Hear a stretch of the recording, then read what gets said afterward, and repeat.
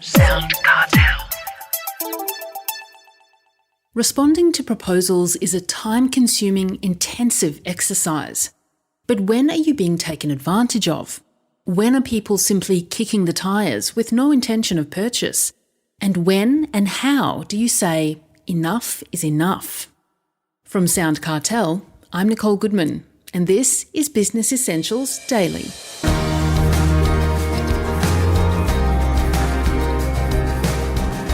Selling is often a hard slog, don't we know it? And it's made all the harder when the proposal you've spent hours or days preparing for a potential client comes to nothing. That's not just disappointing, it's costly in time and resources. And watch out, warns sales expert Sue Barrett, for fruitless tenders, proposals or RFPs. Beware the tyre kickers, she says, who'll waste your sales team's time, perhaps even with the intention of nabbing some useful IP in the process. Sue knows. It's happened to her own sales staff, and we'll hear how she responded to a serial tyre kicker in a moment. First, Sue Barrett tells Chris Ashmore every sales opportunity, won or lost, has costs. The marketing costs that you may have put up front in terms of attracting people to your brand, to your business, the sales cost of picking up a phone, making appointments, getting in your car, driving to meet someone, the time invested in those meetings, and of course all the other costs around, educating ourselves, getting ourselves up to speed and being ready to go. So everything obviously costs, there's nothing for free. And I always tell my team that whenever they're going on a meeting that it's $1,000 an hour. Now, not all deals are good deals. How do you determine whether a proposal is worth considering? Well, firstly, you have to understand what your business is about and what you do and what you don't do. I think the trap that some salespeople can fall into is that they try to be all things to all people. So coming back to what your business is about, how you help people, and then knowing what good clients look like. So not every client is going to be a good client for you. They may have certain views or values, or they just don't have the budget for whatever it is that you're going to propose. So I think you have to do your research first to find out what are the market segments and what are the types of customers in those market segments that you want to go after. What characteristics do they have that actually is good business for you? So if you're in the upper end of the market, you want to charge higher fees or higher premiums, then you have to understand what value you deliver beyond a price.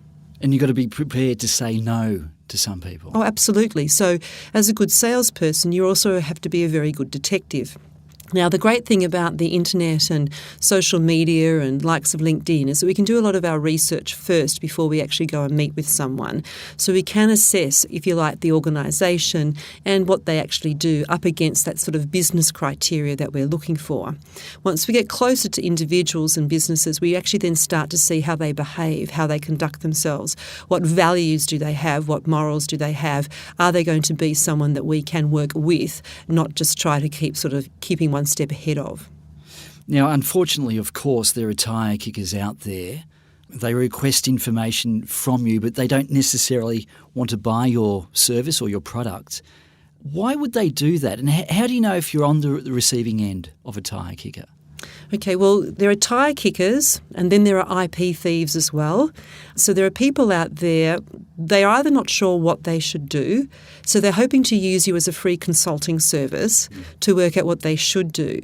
Now, they may have no intention from buying from you, but they know that you know your stuff in your domain of expertise, and so they're going to try and get you just to have a coffee with them. I know it sounds ironic because a lot of salespeople go, would you have a coffee with me? But there's a lot of people out there who go, I just need to know this, this and that. But what you have to find out up front is it a legitimate opportunity that's ready to go now? How big is it? What are they intending to do with it? How many different providers are they talking to?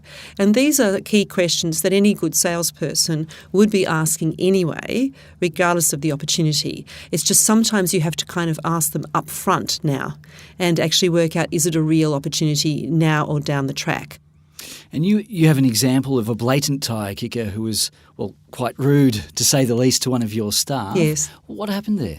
There was a company that we had contact with a number of years ago, and over that period of time, the senior manager there had contacted us with the intention, at least as it was set up front, the intention to do some sales training with his team. And given that's one of the things we do, we took a brief, we understood their situation, we asked all the key questions, was it legitimate, and so on and so forth.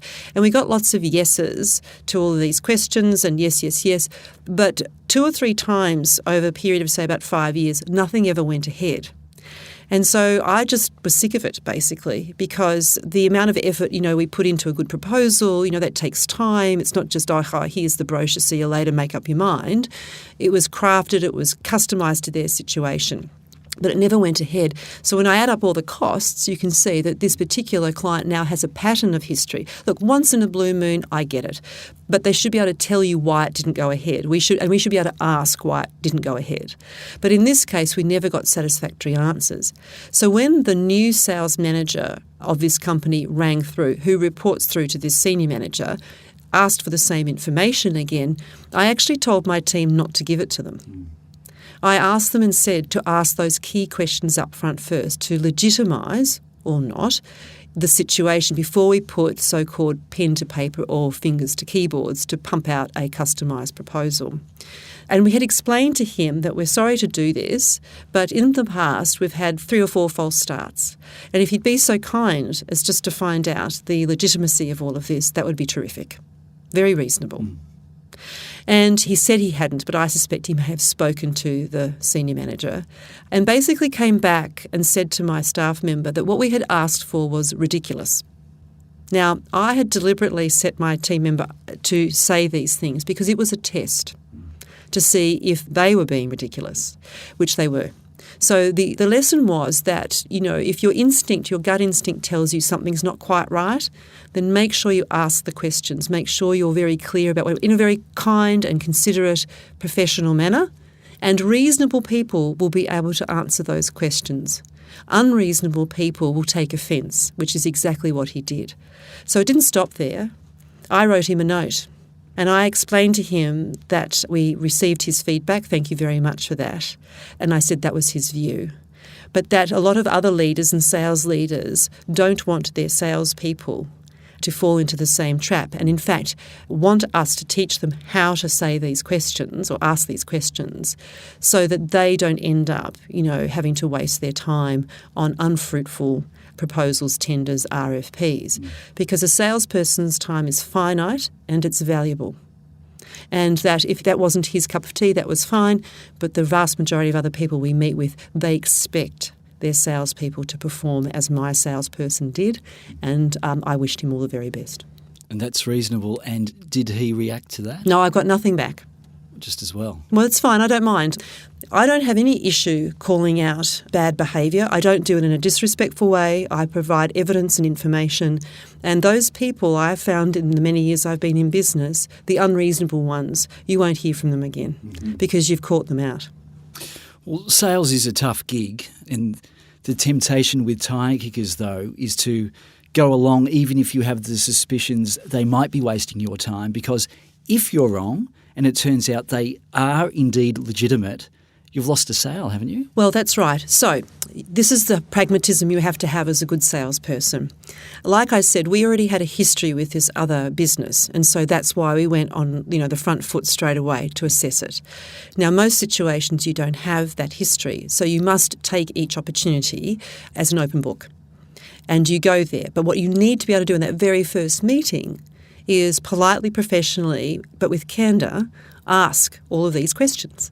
And if you're a good detective and the customer is reasonable and there's an opportunity now or sometime in the future, they will work with you. The problem that we get is that a lot of people they haven't really worked out how to be candid and direct in a professional way. They kind of string things along because they don't want to ask those tricky questions that might be a bit, ticklish. And so they end up having lots and lots of meetings that don't go anywhere. And that's what I want to stop people from doing. I want them to have a meeting with a prospective client, assess the situation, and then agree with each other where you want to take it next. Now, if that's not something for 6 months, fine. But you also don't want to give away everything in the sales meeting either. So you've got to hold your powder dry and provide certain things that make it interesting for people to want to keep talking to you, answer the questions effectively, but make sure that you're not just giving, because once you've given away something for free, it's worth nothing. Finally, Sue, what can business owners do about who they suspect are tyre kickers? What's your advice?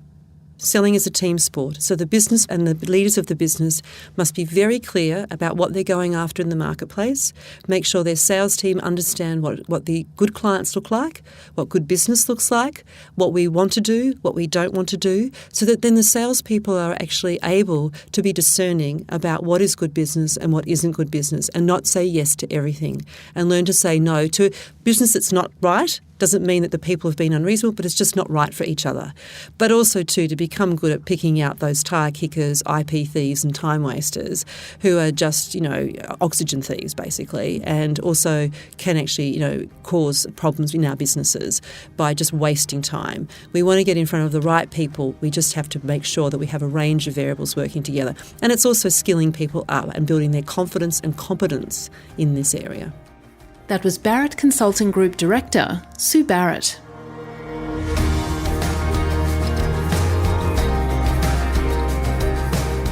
This episode of Business Essentials Daily is produced by the team at SoundCartel.